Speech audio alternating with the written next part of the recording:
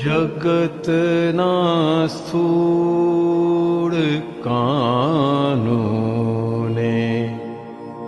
પહેલા નામ પીછે માલ ખપે છે તે હું પહેલા દે નહીં તો વાગે અવળાતાલ થઈ જ્યાં કાચની કિંમત હીરાના ત્યાં ઘટ્યા ભાવો વધી સોનાની જ્યાં કિંમત મનુષ્યના ગગડશે ભાવ બધે સાપેક્ષ જ્યાં સંગત સમજ મન કાચ તકલાદી મમ્મત આસક્તિની રંગત ત્યાં દર્શન મોહે ગૂંચ પાડી વિકર્ણ માત્ર છે વર્ગણ ભરેલા ભ્રાંતિના ભૂસા છતાં વિજ્ઞાન હિસાબી ઊંચો છે ત્યાં ઊભી મૂર્છા ગૂંચો ને જોઈને જાણે સ્વરૂપે સ્થિર આત્મપ્રકાશ અહો દાદાઈ મોક્ષ પ્રદાન અકર में व्यक्त मूળ સિદ્ધાંત જગત સાપેક્ષ હોવાથી જ્યાં આસક્તિ છે ત્યાં દૂર અહો દાદાઈ મોક્ષ પ્રદાન અકર में વ્યક્ત મૂળ સિદ્ધાંત.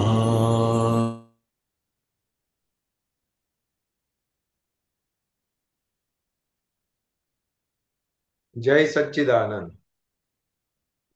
જય સચ્ચિદાનંદ. હા, થોડો સમજાવો આપણે સાપેક્ષા.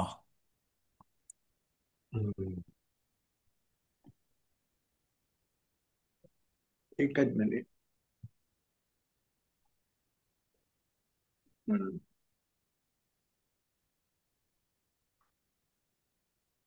જગત સાપેક્ષ હોવાથી જ્યાં આસક્તિ છે ત્યાં દુઃખ.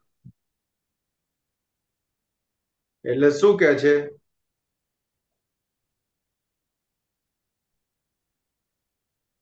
કે જગત સાપેક્ષ હોવાથી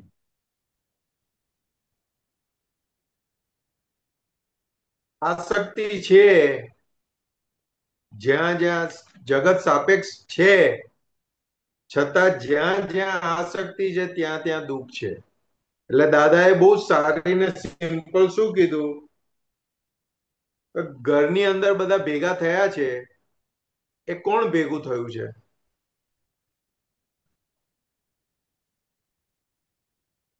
હે રજનીભાઈ? બધા દુશ્મનો કપાવા માટે કર્મો. તો કે રાગે દ્વેષે કરીને જે આપણે બીજ પાડેલા હતા એ બધા જ આપણને ભેગા થયેલા છે. કે રાગ દ્વેષના હિસાબો વાળા હતા ને એ બધા ભેગા થયેલા છે. હવે જે રાગ દ્વેષના હિસાબો વાળા હોય તો એની જોડે એનો હિસાબ ચૂકવવાનો હોય તો કેવી રીતને ચૂકવવો પડે? તો કે એની માટે આખી આ સમજણ કીધી. તો કે અવસ્તુની થતા કિંમત જરા હાનિ થઈ તો ગૂંચ. એટલે કે એક તો રાગ દ્વેષ કરીને હિસાબો ચાર્જ કરીને લઈને આવેલા છીએ. હવે જયારે ચૂકવવાની વારી આવે છે ત્યારે પાછો વસ્તુની કિંમત કરવાની જગ્યાએ પાછો અવસ્તુની કિંમત કરે છે. એટલે અવસ્તુની કિંમત કરે એટલે પાછું શું રહે આગળ? તો કે હાનિ થાય અને ગૂંચ ઉભી રહે. એટલે કસાયો એ જ છે કાંટા, નહીતર માનવી છે ફૂલ. કસાઈ સ્થાન જોઈને મૂંગો રહે ત્યાં જ ઉગશે ફૂલ. એટલે કે કસાયો એ જ છે કાંટા, એટલે કે એ કાંટા સ્વરૂપે છે. કસાયો કીધા કેમ?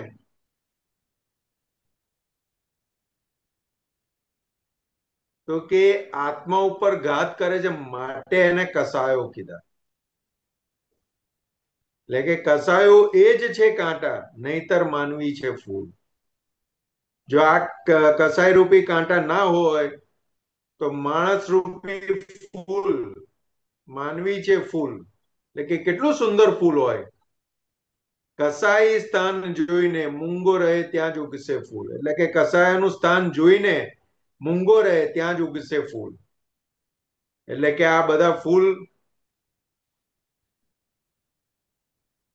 એટલે પેલું કવિરાજનું પદ છે ને પાછું, વનરાના બાળકો ફૂલ ગણ જનમે, ફૂલડા ઝંખે છે જનની એક જ લગને, જ્ઞાન દૂધે પોષ્યા ગણા બાળકો છે તમને, વાત્સલ્ય મૂર્તિ તમે એક જ મને. બાળકને માનું મિલન હૈયાનું હેત વહન, છલકંતા દૂધ સુકલે ચેતનની મહેકી મોસમ, લખરે 84 ની ટળી ગઈ સ્પંદના, ચેતન ચિરંતનની સજાત્મ સ્ફુર. તો કે આ જે ફૂલ ઉગશે ફૂલ, તો કે કેવી રીતના ફૂલ ઉગે?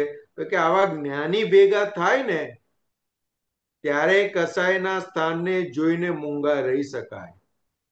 નહીં તો મૂંગા રહી શકાય એવું છે નહીં સાહેબ. બરાબર. તો કે આવા જ્ઞાની પુરુષ ભેગા થાય અને એમના થકી પોષણ મળે ને ત્યારે માનવી છે ફૂલ. એટલે કે માનવ ફૂલ સ્વરૂપે ઉગી શકે. અને માનવ ફૂલ તરીકે ઉગે એટલે શું કહેવાય? તો કે એ ભગવાન સ્વરૂપે થઈને ઉભો રહે. કારણ કે કસાયના સ્થાને જોઈને મૂંગા રહે ત્યાં જ ઉગશે ફૂલ. એટલે ભગવાનની દશા ખુલ્લી કરી નાખી આ પદમાં, લીટીમાં કવિરાજે. તો કે ભગવાનની દશા કેવી હોય? તો કે આવી દશા હોય ભગવાન. જગતના સ્થૂળ કાનૂને પહેલા દામ પીછે ખપે છે તેવું પહેલા દે, નહીં તો વાગે અવળા તાલ. એટલે જગતના સ્થૂળ કાનૂને પહેલા દામ પીછે માલ, એટલે કે પહેલા આપવું પડે પછી મળે.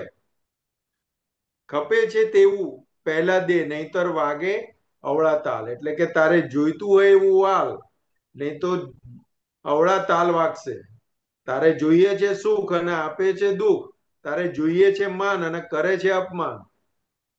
આખો દિવસ બીજાના અહંકારને ઠેસ પહોંચાડ કરે એટલે સામે મળે શું? તો કે અહંકારને ઠેસ જ મળે. બીજું કશું ના મળે.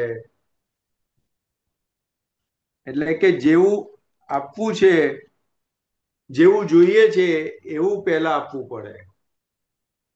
એટલે કે થઈ જ્યાં કાચની કિંમત, હીરાના ત્યાં ઘટ્યા ભાવ, વધી સોનાની જ્યાં કિંમત, મનુષ્યના ગગડશે ભાવ.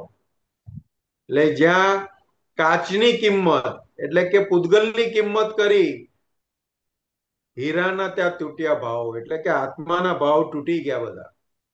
કાચની કિંમત કરી નાખી, પણ આત્માની કિંમત થઈ શકી નહીં. વધી સોનાની જ્યાં કિંમત, મનુષ્યના ગગડશે ભાવ. એટલે કે અત્યારે સામાન્ય રીતે વ્યવહાર જોઈએ આખો, તો કે સોનાની વેલ્યુ એટલી કરી નાખી છે કે સામે માણસ ભેગો થયો છે, મિશ્ર ચેતન ભેગું થયું છે, તો કે એની કિંમત જતી રહી. એટલે કે સોનાની કિંમત કરશે પણ માણસની કિંમત નહીં કરે. જે સોનું ક્લેમ નથી કરવાનું એની કિંમત થશે, પણ જે ક્લેમ કરે છે એની કિંમત થશે નહીં. એટલે કે હીરાની કિંમત થાય તો કાચની કિંમત ગગડે, અને માણસની કિંમત થાય તો સોનાની કિંમત ગગડે. પણ આત્મા પકડાતો નથી, એની કિંમત થતી નથી, એટલે સોનાની કિંમત થઈ ગઈ છે, કાચની કિંમત થઈ ગઈ છે. શેનાથી પોતે બંધાય છે ને એ ખબર નથી પડતી. કાચની કિંમત કરે છે એટલે રાગ દ્વેષ ઉભા થાય છે, સોનાની કિંમત કરે છે એટલે રાગ દ્વેષ ઉભા થાય છે. અને રાગ દ્વેષ ઉભા થાય એટલે સામે કોણ છે એની કિંમત થાય નહીં. એટલે હિસાબની અંદર, હિસાબના ચક્કરની અંદર જન્મ મરણના ચક્કર ચાલુ ને ચાલુ રહે છે, ફર્યા રાખે છે. બધે સાપેક્ષ જ્યાં સંગત, સમજ મન કાચ તકલાદી, મમત આસક્તિની રંગત, ત્યાં દર્શન મોહે ગૂંચ પડી. એટલે કે અંદર જગતને આખું સાપેક્ષ માની એવું અંદર ગાઢ કરે છે, એવું અંદર ગૂંટ ગૂંટ કરે છે. એટલે કે મમત આસક્તિ રંગત, એટલે એની આસક્તિની અંદર એટલો બધો ગૂંચાય છે, એટલો બધો ગૂંચાય છે. એટલે કે દર્શન મોહે ગૂંચ પાડી. એટલે કે ગૂંચ પાડી દર્શન મોહે. એટલે કે નવું ચાર્જ એવું કરે છે કે પાછું એવું આગળ ભોગવટામાં આવે. એટલે આગળ પાછું શું કીધું? ત્રિકરણ માત્ર છે વર્ગણ, ભરેલા ભ્રાંતિના ભૂસા, છતાં વિજ્ઞાન હિસાબી, ગૂંચો છે ત્યાં ઉભી મૂર્છા. એટલે કે આખું ત્રિકરણ કેવું ઊભું કરી નાખ્યું દર્શન મોહે ગૂંચ પાડીને? તો કે વર્ગણ સ્વરૂપે. એટલે વર્ગણ કોને કહેવાય દાદા કે? તો કે વર્ગણ એટલે કોને કહેવાય? તો કે આપણે પોતે કોણ છે એની સમજ પડવા ના દે અને એના ધાર્યા પ્રમાણે ચલાયા કરે, એને વર્ગણ કે. એટલે દાદા શું કે ચંચળના દેહ, કાશીના દેહમાં ચંચળ ઘૂસે ને એટલે કાશીનું અસ્તિત્વ આખું ભૂલાવડાઈ દે અને ચંચળના અસ્તિત્વ એ આખું વ્યવહાર કરે. એટલે કે કાશીને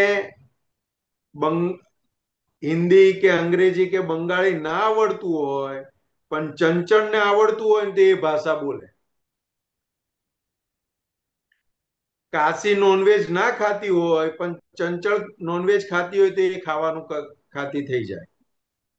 એટલે કે આખું વળગણ, એટલે કે આ ત્રિકરણ માત્ર છે વર્ગણ, ભરેલા ભ્રાંતિના ભૂસા.